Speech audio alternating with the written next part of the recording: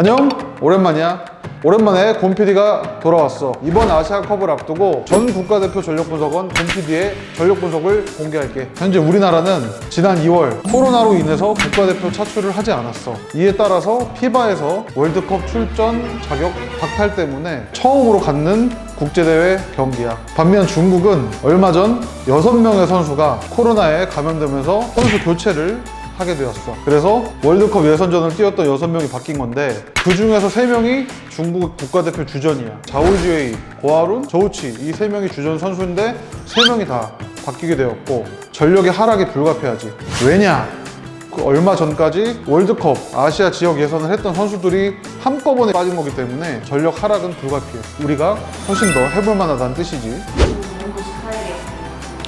중국 보통 생각하면 높이를 생각하는데 이번 중국 대표팀 역시 높이가 뛰어나지만 높이에 국한되어 있는 농구는 아니야. 앞선에 있는 3가드를 이용해서 좀 빠르게 움직이는 농구를 구사하고 있지. 지금 중국 농구가 소위 말해서 이제 모션 오펜스를 많이 구사를 하는데 볼핸들러, 스윙맨, 빅맨 상관없이 스크린을 많이 걸어주면서 공간을 만들고 있어. 앞서 말한 스타일에 따른 한국 농구 대처법은 현재 중국이 3가드를 유지를 한다고 했는데 우리나라 대표팀 역시 가드들의 신장이 높아지고 포워드들의 신장이 높아졌기 때문에 뭐 높이에 대한 우려는 많이 줄어든 것 같고 가드 싸움에서 밀리지 않는다면 좋은 경기를 할 수 있을 것 같아. 다만 현재 중국은 전문 슈터라고 할 수 있는 선수가 없기 때문에 수비를 좀 좁게 서는 형태를 취할 것 같아. 내존을 선다는 말이에요. 존 디펜스보다는 기본적으로 좀 처지는 수비를 함으로써 킥잉을 좀 하면서 거리를 두는. 중국이 아무래도 높이는 여전히 있기 때문에 왕저린같이 큰 선수들을 막는 데 있어서는 수비를 좀 좁게 설 것 같아.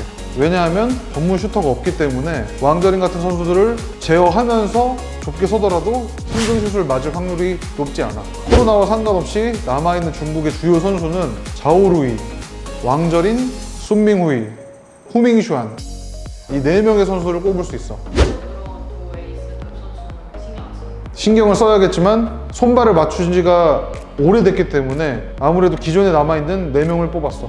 그럼 그 4명에 가깝게 지역 상대를 뽑아주시죠. 순밍우이는 키가 크진 않지만 굉장히 돌파를 잘하는 선수라 아마 포인트 가드 1번 포지션인 호운 선수가 매치업을 하지 않을까 싶어.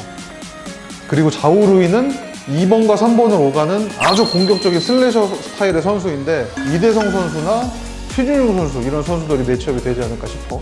왕저리는 라거나 혹은 김종규 혹은 장재석 선수가 매치업을 하지 않을까 싶어. 그때 왕저린이 볼을 잡을 때나 드리블을 치는 원카운트 타이밍에 트랩이 아마 들어가지 않을까 예상하고 있어. 후밍슈아는 191cm의 왼손잡이 가드야. 공수 밸런스가 굉장히 좋아. 농구를 예쁘게 하는 선수인데 허웅 선수와 매치업이 되지 않을까 싶어. 현재 공수 밸런스는 지난 필리핀전을 개선했다고 가정했을 때는 우리나라가 밸런스가 좋지. 밸런스가 개선이 안 됐다면 중국이 오히려 날 수도 있지. 하지만 자오지웨이와 고아룬 3가드 중에 2명의 선수가 빠졌기 때문에 가드들의 능력치는 사실 좀 떨어져 있는 상태. 근데 가드 중심의 농구를 하니까 사실은 우리가 나쁘지 않지. 근데 필리핀 같이 수비하잖아? 우리가 져. 가드 농구에서 따르게 전술을 바꿀 가능성. 현재 중국 대표팀 감독인 두팽은 우리나라에 대해서 잘 알고 있지만 우리나라를 상대하기 위해 중국의 시스템을 바꾸진 않을 거야. 왜냐? 중국은 우리나라보다 훨씬 뛰어난 나라라고 생각하고 있기 때문에 호주와 같은 강팀을 상대로 했을 때는 포지션을 바꿀지언정 우리나라랑 할 때 포지션을 바꿀 일은 없다. 그대로 색을 유지할 가능성이 높아. 그게 중국의 자존심이거든.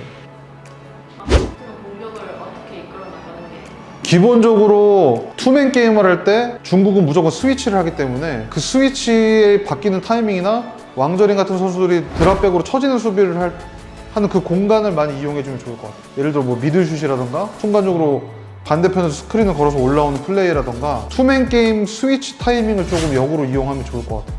공격의 키플레이어는 공격의 키플레이어라기보다 이 중국전의 핵심은 최준용. 공수 어떤 스위치가 나도 밸런스가 깨지지 않고 유지할 수 있는 선수가 최준용 선수이기 때문에 중국전의 핵심은 최준용 선수라고 생각해. 결과를 조심스럽게 예측해본다면 대한민국 승리 5점에서 10점 차 승리 예상. 경기 자체는 시속 게임이 되지 않을까 싶어. 확 이기는 농구는 못한다.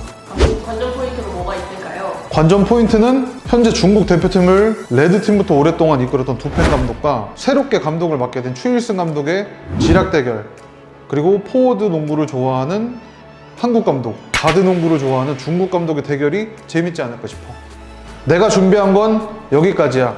다음 대만전에서 보자고. 안녕.